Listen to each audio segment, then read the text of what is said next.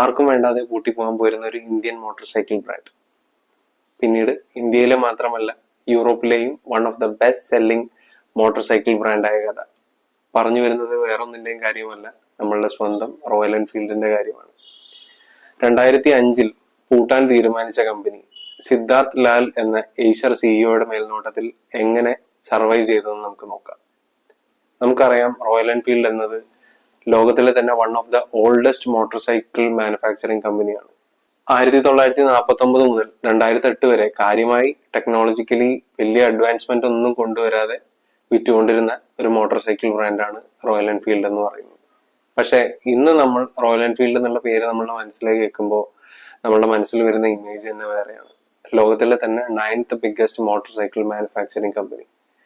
ഇന്ത്യയിൽ യമഹയെ വരെ പിന്തള്ളി 5th റാങ്കിങ്ങിൽ നിൽക്കുന്ന മോട്ടോർ സൈക്കിൾ മാനുഫാക്ചറർ. ഇന്റർനാഷണൽ മാർക്കറ്റിലെ കാര്യം പറയുകയാണെങ്കിൽ റോയൽ എൻഫീൽഡ് ലോകത്തിലെ തന്നെ one of the fastest growing motor cycle ബ്രാൻഡാണ്. ഇതുപോലെ തന്നെ ഹീറോ, ബജാജ്, TVS പോലുള്ള കമ്പനികൾ വിദേശ രാജ്യങ്ങളിൽ വാഹനങ്ങൾ വിൽക്കുന്നുണ്ടെങ്കിലും അവരധികവും അവരുടെ വാഹനങ്ങൾ വിൽക്കുന്നത് വികസിച്ചുകൊണ്ടിരിക്കുന്ന രാജ്യങ്ങളിലെ കമ്പ്യൂട്ടർ സെഗ്മെന്റിനെ എയിം ചെയ്തുകൊണ്ടാണ്. അധികവും സൗത്ത് ആഫ്രിക്ക, കെനിയ പോലുള്ള കൺട്രീസിലാണ് അവരുടെ മോട്ടോർ സൈക്കിൾസ് വിൽക്കുന്നത്. പക്ഷേ റോയൽ എൻഫീൽഡ് ആണെങ്കിലോ 350cc മുകളിലുള്ള റെട്രോ സെഗ്മെന്റ് ആണ് പിടിച്ചെടുക്കുന്നത്, അതും വികസിത രാജ്യങ്ങളിൽ. ഇന്ന് നമ്മൾ വിദേശ രാജ്യങ്ങളിൽ റോയൽ എൻഫീൽഡിന്റെ ഏതൊരു റിവ്യൂ വീഡിയോ എടുത്ത് നോക്കിയാലും നമുക്ക് അതിന്റെ താഴെ കാണാൻ പറ്റും അവിടുത്തെ യൂസേഴ്സ് എത്രത്തോളം ആ മോട്ടോർ സൈക്കിളിൽ സാറ്റിസ്ഫൈഡ് ആണെന്ന്. ഇന്ന് യൂറോപ്പിൽ വിൽക്കുന്ന മൊത്തം മോട്ടോർ സൈക്കിൾസിന്റെ 8.5% ഷെയർ റോയൽ എൻഫീൽഡിൻ്റെതാണ്. ഏകദേശം 600ഓളം മൾട്ടി ബ്രാൻഡ് ഷോറൂമുകൾ വഴി വിൽക്കുന്ന റോയൽ എൻഫീൽഡ് ബൈക്കുകൾക്ക് ഇന്ന് 20,000-ലധികം വരുന്ന ഒരു സ്ട്രോങ് റൈഡിംഗ് കമ്മ്യൂണിറ്റി പ്രസൻസും യൂറോപ്പിലുണ്ട്. ഇതിനൊക്കെ കാരണമായത് ഏഷ്യർ സിഇഒ ആയ സിദ്ധാർത്ഥ് ലാലാണ്. ഒരു സിഇഒ എന്നതിലുപരി ഒരു ഡ്രൈവിംഗ് എന്തൂസിയാസ്റ്റ് കൂടിയായ അദ്ദേഹം എങ്ങനെയാണ് ഈ കമ്പനിയെ ഉയർത്തി കൊണ്ടുവന്നത് എന്നുള്ളത് നമ്മൾ വീഡിയോയുടെ തുടർന്നുള്ള ഭാഗങ്ങളിൽ പറയുന്നതായിരിക്കും. നമുക്കറിയാം, റോയൽ എൻഫീൽഡ് എന്നത് ലോകത്തിലെ തന്നെ one of the oldest motorcycle manufacturing ബ്രാൻഡാണത്. 1901 പ്രൊഡക്ഷൻ തുടങ്ങിയ ഈ കമ്പനി വേൾഡ് വാർ 2 ബ്രിട്ടീഷ് ആർമിയുടെയും അവരുടെ അലൈസായി നിന്നിരുന്ന മറ്റു രാജ്യങ്ങൾക്കും വേണ്ടിയിട്ട് 250cc മുതൽ 500cc വരെയുള്ള മോട്ടോർ സൈക്കിളുകൾ നിർമ്മിച്ചു നൽകിയിരുന്നു. പിന്നീട് സ്വാതന്ത്ര്യത്തിന് ശേഷം 1955 ഇന്ത്യൻ മിലിറ്ററിയുടെ പെട്രോളിംഗ് ആവശ്യത്തിനായിട്ട് 350cc ബൈക്കുകൾ ഇന്ത്യൻ മിലിറ്ററി ഓർഡർ ചെയ്യുകയുണ്ടായി. ഇതിനായി ഇന്ത്യയിൽ ഒരു അസംബ്ലിംഗ് യൂണിറ്റ് തുടങ്ങുന്നതിനായിട്ട് മദ്രാസ് മോട്ടോഴ്സ് എന്ന മോട്ടോർ സൈക്കിൾ ഇമ്പോർട്ട് കമ്പനിയുമായിട്ട് ടൈപ്പ് ആയിട്ട് ഇന്ത്യയിൽ ഒരു അസംബ്ലിംഗ് യൂണിറ്റ് തുടങ്ങുകയും ചെയ്തു. ഈ ഒരു കൂട്ടുകെട്ടിന് എൻഫീൽഡ് ഇന്ത്യ എന്നൊരു പേര് നൽകുകയും ചെയ്തു. ഈ ഒരു കൂട്ടുകെട്ടിൽ 50%-ലധികം ഷെയറുകളും മദ്രാസ് മോട്ടോഴ്സ് കമ്പനിയുടേതായിരുന്നു.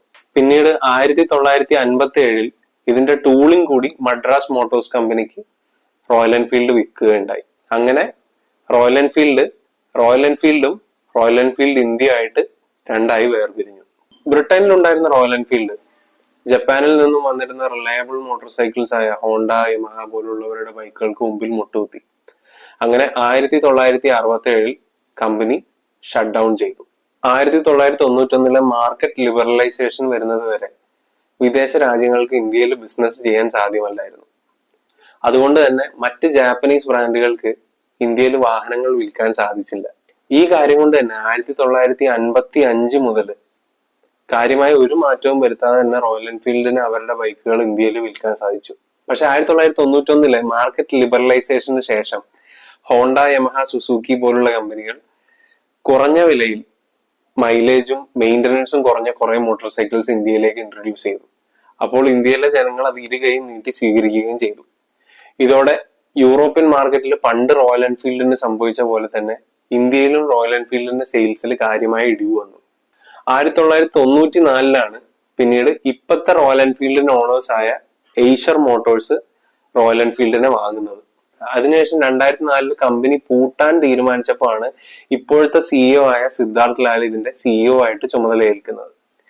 ഒരു സിഇഒ എന്നതിലുപരി അദ്ദേഹം ഒരു റൈഡിംഗ് എന്തൂസിയാസ്റ്റും ഒരു ഓട്ടോമൊബൈൽ എന്തൂസിയാസ്റ്റും ആയിരുന്നു. പഠിക്കുന്ന കാലം തൊട്ടിട്ട് എൻഫീൽഡിന്റെ ബൈക്കുകളിൽ തന്നെ ഒരുപാട് ദൂരയാത്രകളൊക്കെ ചെയ്തിരുന്ന അദ്ദേഹത്തിന് വണ്ടീന്റെ പോരായ്മകളെ കുറിച്ചിട്ട് വ്യക്തമായ ധാരണയുണ്ടായിരുന്നു.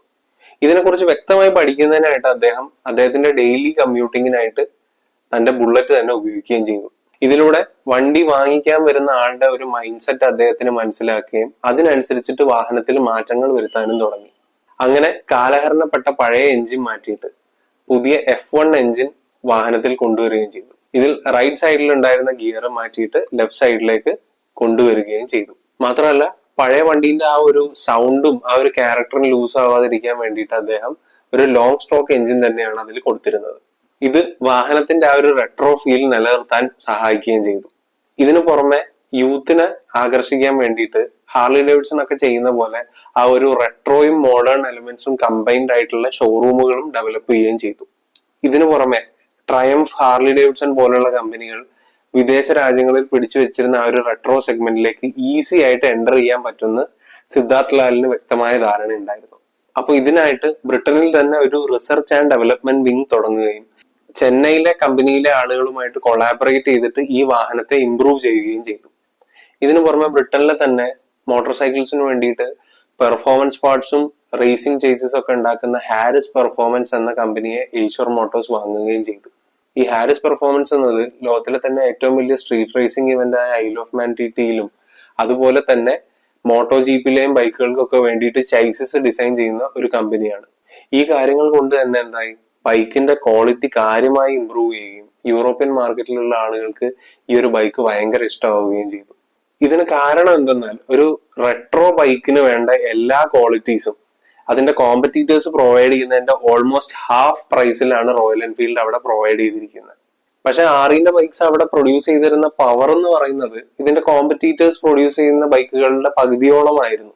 ഇതിന്റെ അർത്ഥം റോയൽ എൻഫീൽഡിന് പവർഫുൾ ആയിട്ടുള്ള ബൈക്സ് ഉണ്ടാക്കാൻ പറ്റില്ല എന്നല്ല.